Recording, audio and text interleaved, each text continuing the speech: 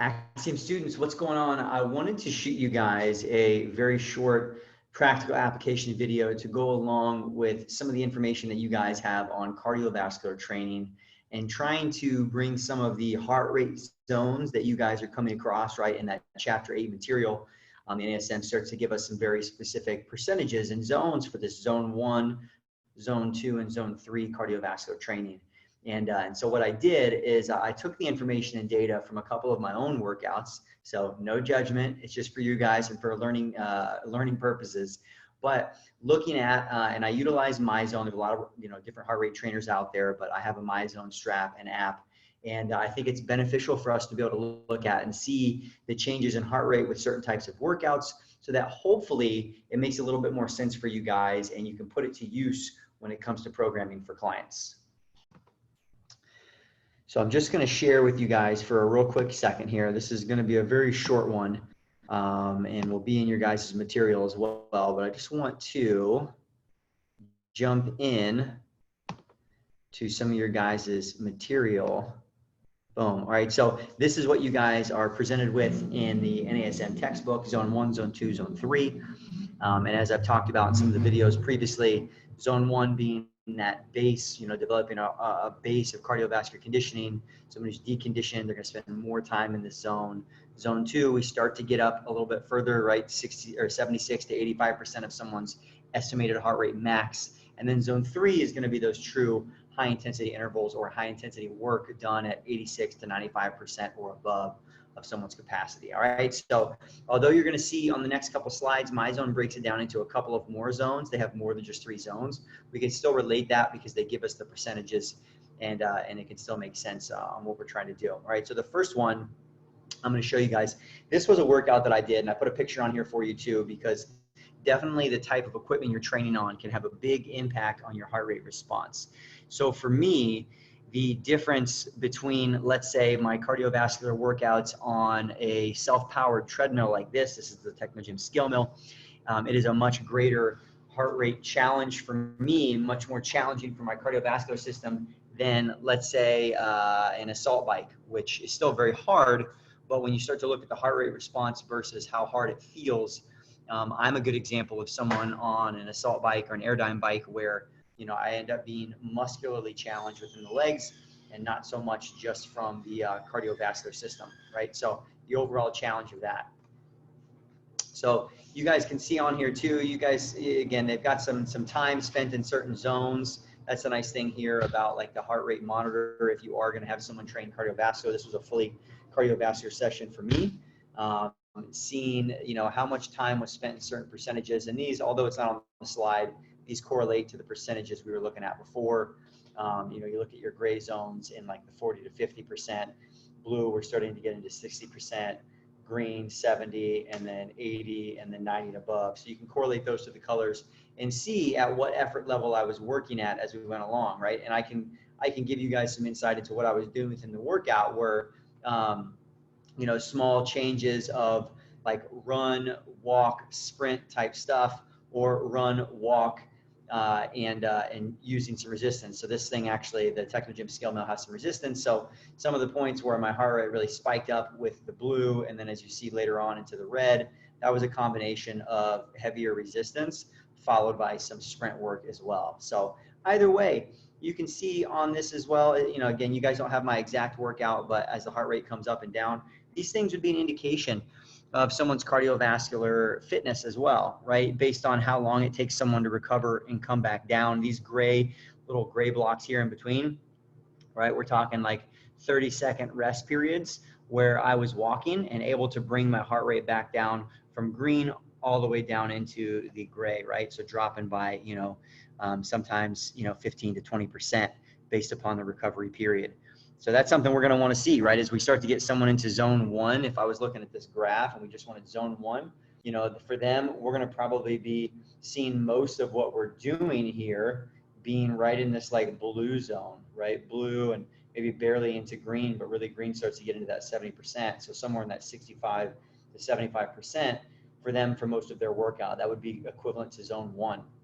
as we wanted to start to increase the intensity, well, then of course, then we would start to spend more time in the green zone than the blue zone. Maybe we start to get into some intervals, some really, really short ones, or maybe they peak up into the yellow a little bit, and then we work on getting them back down into the blue, right? It's that recoverability, bring the intensity back down. Let's see how fast they can recover into that blue zone. And continue to repeat that, right, until they become super efficient and they're able to really, you're able to see those changes happen quickly when you get them up into the yellow, and then they can get right back down into the blue really quickly if you bring the intensity back down. And all of that being before we start to introduce really the higher, higher zone yellow and zone red, where we're getting in that 85 to 95% of someone's heart rate max. So the cool thing about this is it gives you a visual as a coach to be able to really understand, because your RPE, that rating of perceived exertion, you don't always really know. I mean, someone could either feel like they're working really hard. Again, I feel like I'm working really hard on the assault bike, but from a heart rate standpoint, my heart rate doesn't respond the same as it does when I'm running. And that kind of makes sense. If you think about it, this is a little bit more total body than me being on a bike, right? So for me, that response is going to be higher. It's more demanding on my body. You see that not only in the heart rate response, you'll also see it in the estimated, calories expended with this kind of workout relative to the same amount of time. So I think this can be very powerful. It can also be a nice cue for clients. Either if it is trying to rest as long as they need to get down to a recovery period, or if you are trying to get them to a certain percentage of intensity. We all know that heart rate training is not perfect, but it is a very strong visual cue to be able to have this in real time to know where you're at, right? So that was a cardiovascular workout, a little mixture of intervals for about 35 minutes, walk, run, push the sled, sprint. It was a little mix, really only got into the red. This was like my finish, right? I was busting it for like over a minute. 2 minutes here to finish hard. So that got me up into the red for sure. And then I had a little walking recovery, and then I think I took it off before I was fully done. And then this, just to give you guys a little idea as well. So this was another interval workout that I did, a combination of the upper body ski erg along with the Versa climber. Now, right away, one thing I can point out to you too, you can see when I was in the yellow, I was not on the ski erg. It was very hard for me to get my heart rate up the same. I had no problem getting into the green on the ski erg, but it was very hard for me to get my heart rate, even though, again, it was challenging on my arms, my core, my back. Because of the muscles involved, my legs weren't doing much. You get a much stronger heart rate response when the legs are involved because they're such big muscles. So my intervals where I was on that Versa climber, I can tell you, because I remember those were those yellow parts there as well, right? And especially in the middle, I was hitting it really hard. And then as I got towards the end, I started to, mix in some other body weight exercises. So my heart rate response wasn't quite the same. Either way, you can see my average percentage, if you average everything out, was about 68%, which is still really zone 1 for me. So this was probably more of a combination of zone 1 to zone 2 intervals. There was a very, very short period of time that I dipped into the red where I was above that 85%. But for the most part, I was going back and forth between zone 1 and zone 2 on this. Now, again, had I done this exact same workout and I only used the Versa climber and I wasn't alternating between the ski erg and the Versa, I guarantee you I would have had a lot more red, because it was hard for me to get my heart rate back down. But you can see it still came down pretty quickly. Let's say, boom, I hit this yellow. And in this period here in the middle of the workout, I really wasn't resting that much. I mean, I was, giving myself as much time to transition from one piece of the equipment to the other. So it was at a pretty moderate intensity the whole time. All right, now compare that. Again, it's a programming tool. I just wanted you guys to see this. It's not, the end all be all. We can talk more about cardiovascular training and how to know if someone's ready to progress further along. Either way, you could tell from some of this that the recoverability is there. If you were there in my workout with me, you could see that percentage come back down. So if I was a client, then that would be a great cue for you to say, okay, cool, I know this intensity is okay, because he's able to recover quickly and then get right back up there again. Now, if I was here and all of a sudden I just crashed and it all came back down, or to be honest, and what I mean by that crashed, let's say like my heart rate got up into the yellow and the red and I couldn't get it back down even with more rest, that would be an indication that maybe the intervals were too hard, maybe my rest periods were too short. There's a lot of variables, but great coaching cue.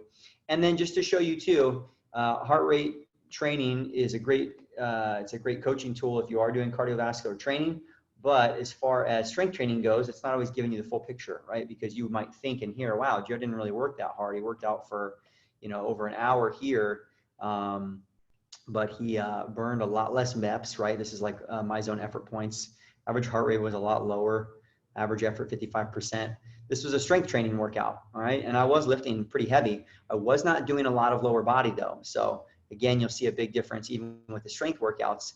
I did, in the beginning, I did a little warm up. I did some legs mixed in with some core work here. It got my heart rate up a little bit. I maintained, and then I moved on to upper body, you know, pushing and pulling and some accessory arm work. So you can see, even though muscular wise, I was definitely still really challenged with this workout, it was not a massive heart rate response. So, you know, that's why it's not always a great gauge of a good workout, because some people might think, oh man, I didn't burn that many MEPs or that many calories. I only burned 400 calories instead of 589. I worked out longer. But as you guys know, it's not all about just calorie burn.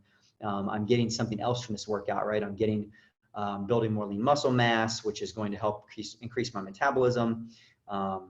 It's also going to have a different hormonal response than just the cardiovascular training. So either way, I just wanted you guys to see some of this stuff in action, so that way you can better understand, okay, how do I actually go about using some of this?